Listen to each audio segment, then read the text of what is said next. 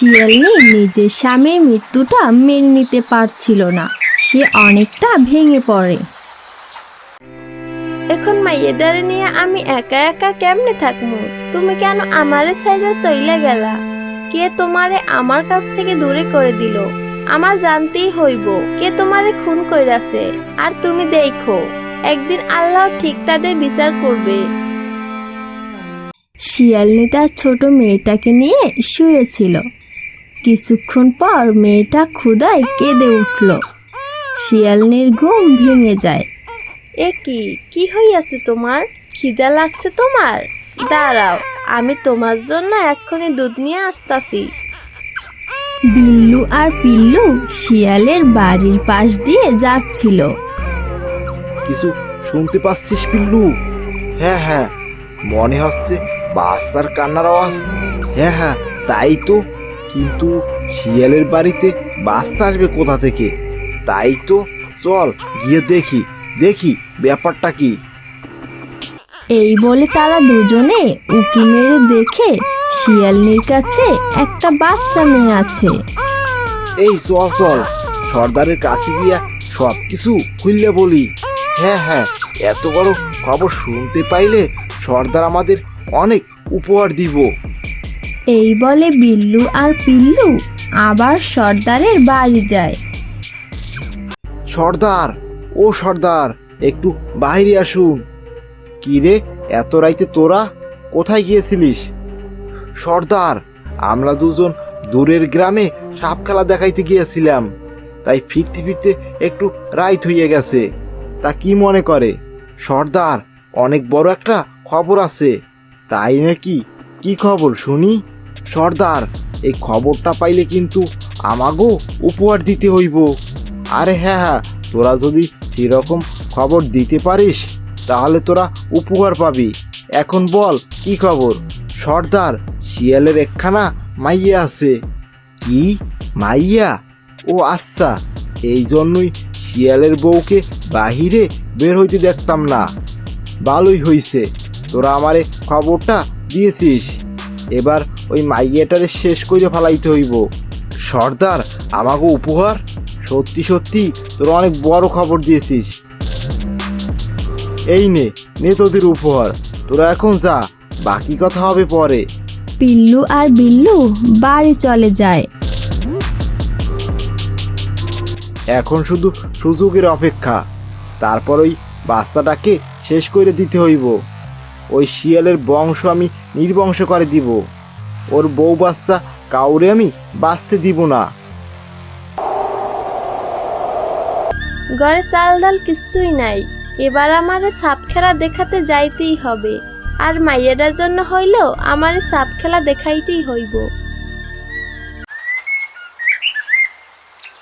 পরদিন শিয়ালনি তার ছোট মেয়েটাকে ঘুম পড়িয়ে রেখে সাপ খেলা দেখানোর জন্য বের হয়।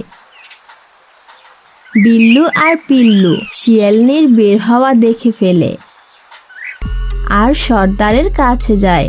সর্দার, শিয়ালনি তার মাইয়ারে রাইখা সাপ খেলা দেখাইতে বের হইছে। কি? এ তো খুব ভালো খবর রে। বিল্লু পিল্লু, যা তোরা গিয়া মাইয়াডারে তুলে নিয়ে আয়। তাড়াতাড়ি যা, অক্ষুনি যাইতেছি সর্দার। এই সাপ খেলা দেখবেন গো, সাপ খেলা। এই সাপ খেলা দেখবেন গো, সাপ খেলা। শিয়ালনি দূরের গ্রামে সাপ খেলা দেখাতে যায়। এইদিকে পিল্লু আর বিল্লু শিয়ালনির বাড়িতে হাজির হয়। ওই দেখ, মাইয়াডা ঘুমাইতেছে। হ হ, আর দেরি না কইরে চল, মাইয়াডারে এখনই লইয়ে যাই।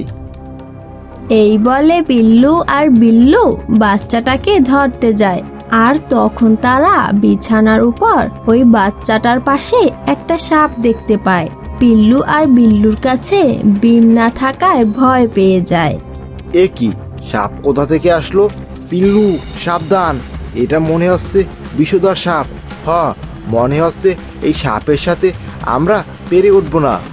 চল আমরা আজ চলে যাই, আবার একদিন সুযোগ কইরে আইসা এই মাইয়েডারে নিয়ে যামু।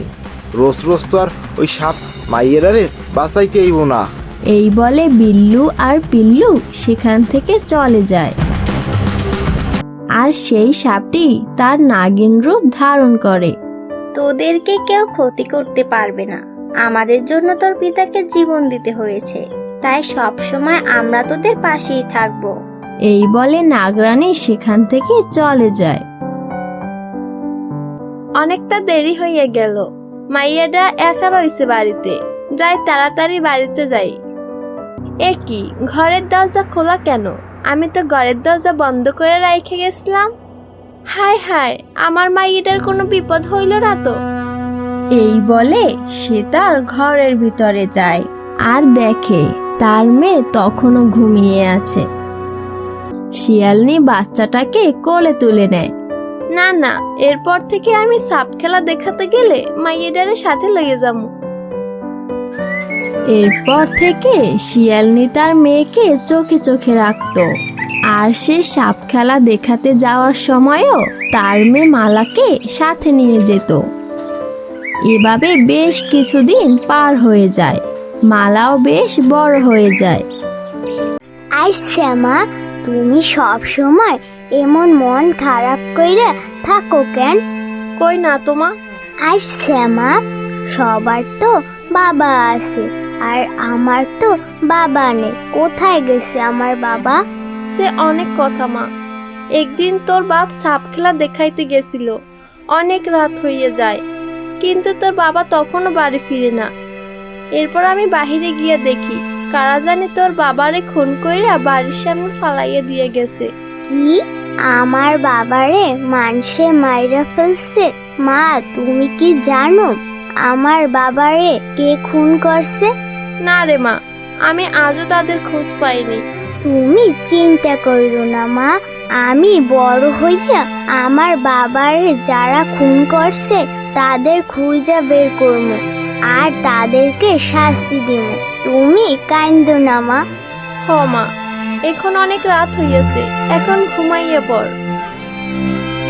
মা মালা, তুই একটু বাড়িতে থাক, আমি আইতাছি। কোথায় যাচ্ছ মা? একটু সর্দারের বাড়ি যামু। মা, আমিও যামু। না মা, তুই থাক। আসলে একা একা সাপ খেলা দেখাতে গেলে কেউই দেখতে চায় না, তাই ভাবতাছি কাল থেকে সর্দারের সাথেই যামু। তাই সর্দারকে বলতে যাইতাছি যেন কাল যাওনের সময় আমারে লইয়া যায়।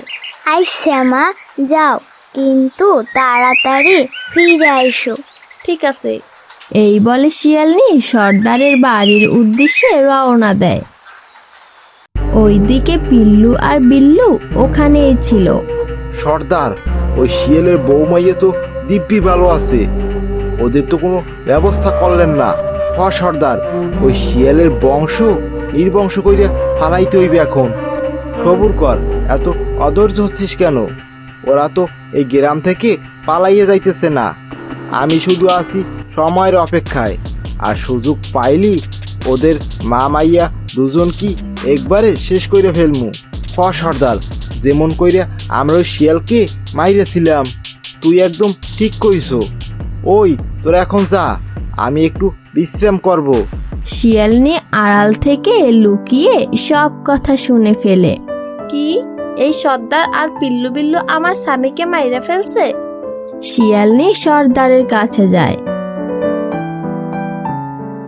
সর্দার, শিয়ালনি, তুমি আমার বাড়িতে? আপনি আমার স্বামীরে কেন খুন করলেন? কি দোষ করছিল আমার স্বামী? না না, আমি তোমার স্বামীরে খুন করি নাই। মিথ্যা কথা কইবেন না সর্দার, আমি সব শুনিয়াছি। আপনি ওই পিল্লু বিল্লুর সাথে আমার স্বামীকে মাইরে ফেলাইছেন। হ, আমি তোমার স্বামীরে খুন কইরেছি, আর এইবার তোমারে আর তোমার মাইয়েরেও শেষ করে ফেলবো। না না, আমার মাইয়ে বাড়িতে একা আছে, আমার এখনই যাইতে হইব। এই বলে সে দৌড়ে তার বাড়িতে যায়। মা, তুই ঠিক আছিস তো? তোর কোনো ক্ষতি হয়নি তো? না মা, আমি তো ঠিক আছি, কিন্তু তোমার কি হয়েছে? না মা, আমার কিছুই হয়নি। এই গ্রামের মানুষগুলো খুব খারাপ মা, আমরা কালকেই এই গ্রাম থেকে চলে যাবো। ওদিকে সর্দার পিল্লু আর বিল্লুর সাথে ষড়যন্ত্র করতে থাকে। শিয়ালনি সবকিছু টের পাইয়ে গেছে। কি কি কি কইতেছেন সর্দার? হ্যাঁ হ্যাঁ, আমি ঠিক কইতেছি, তাই আর দেরি করন যাইব না, তোরা আইজি ওদের দুজনকে শেষ করে দিয়ে আসবি। সর্দার, ওদের বাড়িতে আইস রাইতে আগুন জ্বালাইয়ে দিয়ে আসমু। এইটা তুই ভালো কথা কইছস, তাহলে মানুষ জানবো ওরা আগুনে পুইরা মারা গিয়েছে। হ সর্দার, তাহলে কেউ সন্দেহ করবে না। ঠিক আছে, আইস রাতি তাহলে কামটা সাইয়ে ফেলতে হইব, এবার কোনো ভুল করলে চলবো না। ঠিক আছে সর্দার। শিয়ালনি ও তার মেয়ে ঘুমিয়ে পড়ে। আর সেই সুযোগে পিল্লু আর বিল্লু শিয়ালনির বাড়িতে আগুন ধরিয়ে দেয়। আর তখনই সেখানে নাগরাজ আর নাগরানী হাজির হয়। ওই শয়তানগুলো তো ওদের বাড়িতে আগুন ধরিয়ে দিল। হ্যাঁ, আর আমরা তো ওই আগুনের কাছে যেতেও পারবো না। শিয়াল, তুমি আমাদেরকে মাফ করে দাও, আমরা তোমার স্ত্রী আর মেয়েকে বাঁচাতে পারলাম না। এই বলে নাগরাজ আর নাগরানী সেখান থেকে চলে যায়। আর শিয়ালনির বাড়িতে আগুন জ্বলতে থাকে।